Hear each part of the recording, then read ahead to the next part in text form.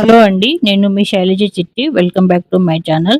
ఈరోజు వీడియోలో సంవత్సరం పాటు నిల్వ ఉండే మామిడికాయ పచ్చడి అస్సలు పాడవకుండా మంచి టిప్స్‌తో ఎలా చేయాలో ఈ వీడియోలో చూసేద్దాం. వీడియో లాస్ట్ వరకు చూసేయండి. స్కిప్ చేయకుండా. మరి లేట్ చేయకుండా ప్రాసెస్ చూసేద్దాం. ముందుగా మామిడికాయలను మార్కెట్ నుంచి తీసుకురాగానే ఒక బకెట్‌లో వాటర్ పోసి అందులో మామిడికాయలను వేసి ఒక 6-7 గంటల పాటు అలాగే వదిలేయండి.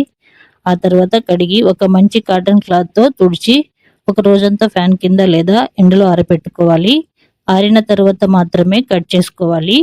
ఒక చిన్న తడి తగిలినా పాడవుతుందని మాత్రం మర్చిపోవద్దు.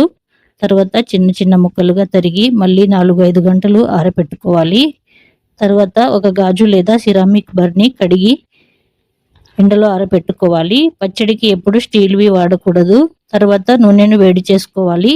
దానికోసం ముందుగా స్టవ్ వెలిగించి ఒక గిన్నె పెట్టి అందులో తగినంత నూనె పోసి నూనె వేడయ్యాక ఎండుమిర్చి, వెల్లుల్లి రెబ్బలు పొట్టు తీసినవి వేసి వెల్లుల్లి కొంచెం కలర్ చేంజ్ అయినప్పుడు ఒక హాఫ్ కప్పు మెంతులు, ఒక హాఫ్ కప్పు జీలకర్ర, ఆవాలు వేసి నూనెను బాగా కాగపెట్టి చల్లార్చాలి.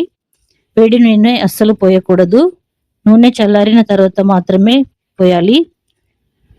నూనె చల్లారిన తర్వాత ఒక పెద్ద పళ్ళెంలో 2 గ్లాసుల కారం, 2 గ్లాసుల ఉప్పు, వేయించి పొడి చేసుకున్న ఆవపిండి, మెంతి పొడి, జీలకర్ర పొడి, వెల్లుల్లి ముద్దను వేసి శుభ్రమైన పొడి చేతితో మొత్తం కలిసేలా కలుపుకొని చల్లారిన నూనెను వేసి మరోసారి కలుపుకొని తరిగిన మామిడికాయ ముక్కలు వేసి బాగా మసాలాలు ముక్కలకు పట్టేలా కడిగి పెట్టుకున్న గాజు పాత్రలో వేసి మూత పెట్టి 3-4 రోజులు అలాగే వదిలేయండి.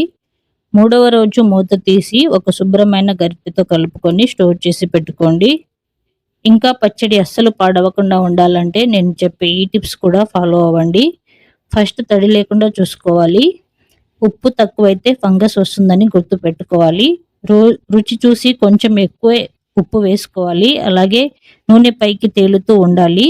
నూనె తగ్గితే పైన మళ్ళీ కాగపెట్టి చల్లార్చిన నూనె పోయాలి. ఇవన్నీ కరెక్ట్‌గా చూసుకుంటే పచ్చడి అస్సలు పాడవదు. మరి ఈ టిప్స్ మీకు నచ్చితే మీరు కూడా ట్రై చేయండి. అండ్ మీకు ఎలా కుదిరిందో నాకు కామెంట్‌లో తెలియజేయండి.